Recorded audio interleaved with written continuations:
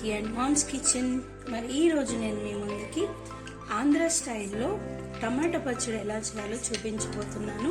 మరి దానికి కావాల్సినటువంటి ఇంగ్రీడియంట్ ఎండుమిర్చి, కరివేపాకు, జీలకర్ర, టొమాటోస్, వెల్లుల్లి మరియు సరిపడినంత ఉప్పు. మరి ఇప్పుడు దీన్ని ప్రాసెస్ చూద్దాము ఫ్రెండ్స్. ఇప్పుడైతే చూస్తున్నారు కదా, మరి కడాయి పెట్టేసుకొని అందులో 1 టేబుల్ స్పూన్ ఆయిల్ వేసుకున్నాను. ఇప్పుడు మనం ఏం చేయాలంటే, నేను ఇంతకుముందు చూపించాను కదా మీకు, ఎండుమిర్చి, జీలకర్ర, కరివేపాకు ఇందులో వేసేసుకోవాలి. జాగ్రత్త ఫ్రెండ్స్, నూనె ఎక్కువ కాగితే మీద పడే ఛాన్సెస్ ఉంటాయి కాబట్టి వాటిని కొంచెము దూరంగా వేయించేసుకున్నాం. ఫ్రెండ్స్ చూసారు కదా ఎంత చక్కగా వేగిపోయాయో. ఇప్పుడు వీటిని మనం ఒక ప్లేట్లో తీసేసుకోవాలి.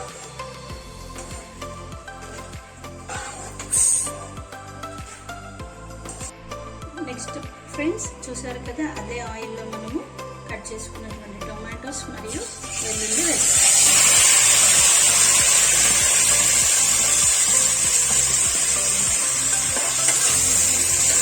కొంతమంది చింతపండు వేసుకోవడానికి కూడా ఇష్టపడతారు. సో అలాంటి వాళ్ళు ఒక రెబ్బ చింతపండు కూడా వేసుకోవచ్చు. పులుపు కావాల్సిన వాళ్ళు వేసుకోవచ్చు. పులుపు కావాలంటే వేసుకోవచ్చు, లేదంటే లేదు. సో ఇప్పుడు దీంట్లో ఏం చేద్దామంటే కొంచెం సాల్ట్ వేసుకోవాలి. ఒక చిటికెడు సాల్ట్ వేసుకొని దీన్ని బాగా మగ్గనిద్దాం.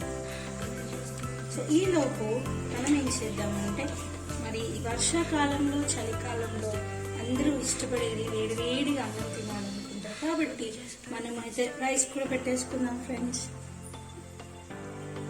సో ఈ రైస్ అయిపోయేలోపు మనకి టమాటా చట్నీ కూడా అయిపోతుంది. అప్పుడు వేడివేడిగా సర్వ్ చేసుకుందాం. ఓకే ఫ్రెండ్స్ చూసారు కదా, టమాటాలు ఎంత చక్కగా మగ్గిపోయాయో. ఇప్పుడు మనం స్టవ్ ఆఫ్ చేసుకుందాము.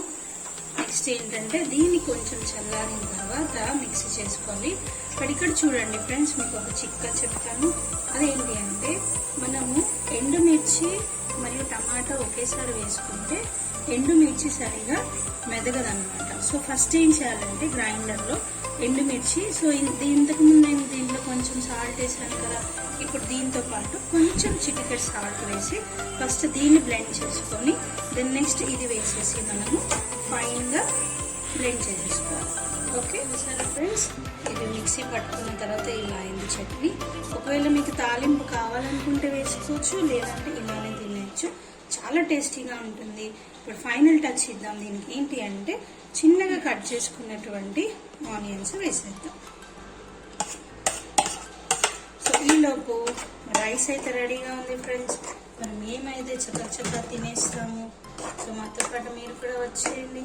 చూసారా, ఇప్పుడు రైస్ కలిపేసుకుందాం. సో ఫ్రెండ్స్, వేడి రైస్ రెడీ అయిపోయింది. మరి ఇందులో కొంచెం మనం చట్నీ వేసేసుకొని దీనికి ఒక ఆమ్లెట్ వేసుకొని తింటే ఉంటుంది ఫ్రెండ్స్. అబ్బబ్బా, ఆహా ఏమి రుచి. చూసారు కదా, వేడి అన్నంలో నెయ్యి కావాలంటే కూడా వేసుకోవచ్చు, లేదంటే ఇలానే తింటే. చూసారా ఫ్రెండ్స్, నోరూరిపోతుంది కదా. ఇంకెందుకు ఆలస్యం, మరి ఆంధ్ర స్టైల్లో టమాటా పచ్చడి చేసుకొని తినేద్దామా? తినండి ఫ్రెండ్స్ మీరు కూడా. సో ఫ్రెండ్స్, ఇది తిన్న తర్వాత కొంచెం అయితే మజ్జిగ తాగండి, ఎందుకంటే చెప్పాను కదా.